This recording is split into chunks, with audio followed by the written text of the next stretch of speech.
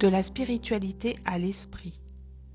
Je tiens aujourd'hui à apporter un éclairage sur les mots spiritualité et esprit, car en ce qui me concerne, ils ont une signification, ou plutôt une vibration informationnelle totalement différente. Encore une fois, cet éclairage découle de ma propre expérience de vie, en aucun cas je ne prétends qu'il soit une vérité pour chacun. Notre vie sur Terre a pour objectif de faire évoluer notre conscience jusqu'à ce que nous nous reconnections à notre véritable nature. À l'origine, nous étions une vibration unique et unifiée faisant partie du tout et contenant le tout qui se nomme l'esprit ou la source. Il est arrivé un temps où nous avons souhaité faire une expérience d'incarnation sur Terre. Ainsi, nous nous sommes détachés de cette vibration unique pour arriver sur cette Terre. La partie venue faire des expériences est l'âme.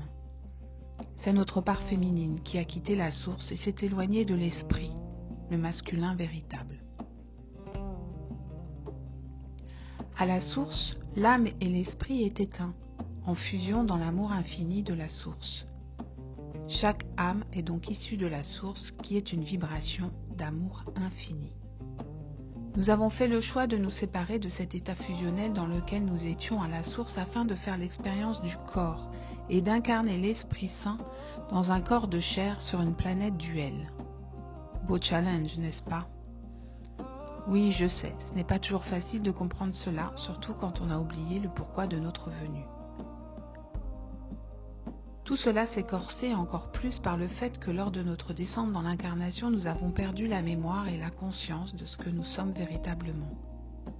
Il faut savoir que bien que notre essence soit présente à notre naissance, dans chacune de nos cellules, elle a été recouverte par des mémoires issues de nos expériences personnelles, mais aussi celles de nos parents et ancêtres, notre culture et les mémoires de la terre sur laquelle nous vivons.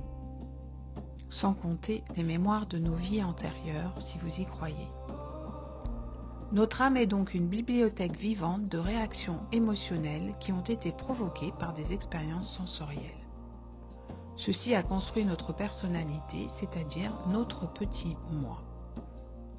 Toutes ces expériences ont stocké des mémoires et formé des résistances qui nous rendent bien difficile le fait de retrouver le chemin de la maison, notre source originelle.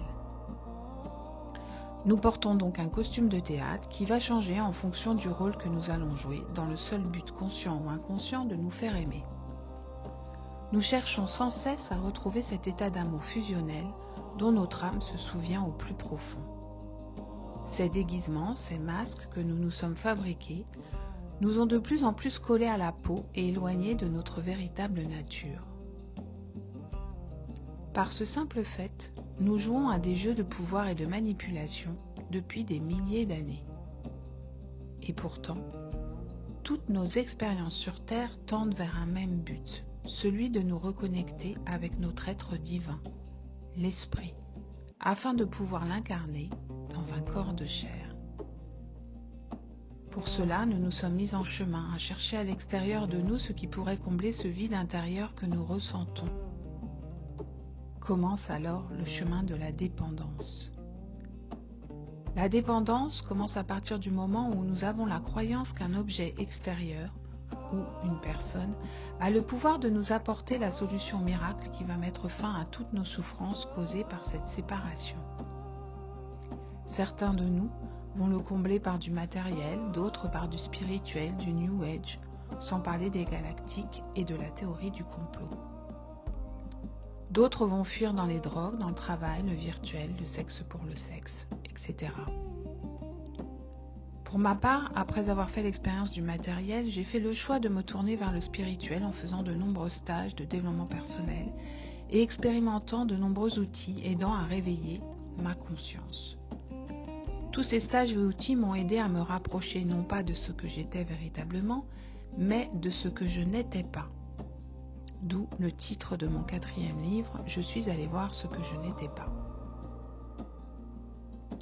Après toutes ces années d'expérience spirituelle et 30 000 € en moins sur mon compte en banque, j'ai défusionné avec cette part d'ego présente en moi. On attire ce qu'on rayonne, n'est-ce pas? Un peu cher payé la diffusion, mais j'avais un fort ego. Il n'était pas prêt à mourir, alors il fuyait dans l'illusion spirituelle pour se donner bonne conscience.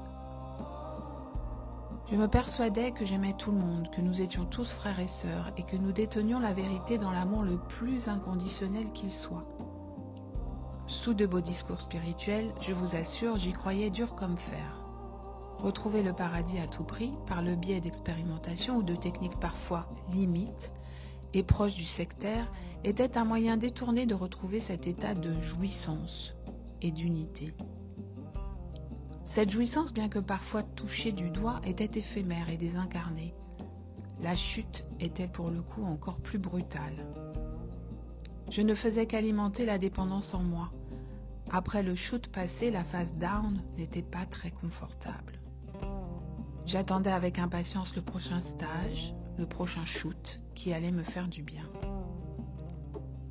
J'avais comme oublié que la seule jouissance durable se trouvait dans les racines de l'incarnation, dans la chair et dans mes entrailles. La spiritualité peut nous aider à être conscients de nos masques, de nos déguisements, mais c'est encore en lien avec nos blessures, avec la survie et la mort.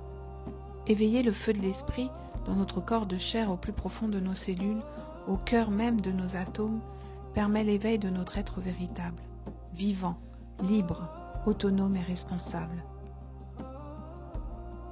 Celui qui marche sur son propre chemin de vie et non sur le chemin de vie de la mort déguisé en semblant de vie. L'appel de l'éveil est un appel de la source à nous reconnecter à notre être véritable. Le réveil n'est pas l'éveil. Le réveil nous permet de nous réveiller de notre longue anesthésie, de sentir nos souffrances et de se mettre en chemin afin de les nommer en conscience.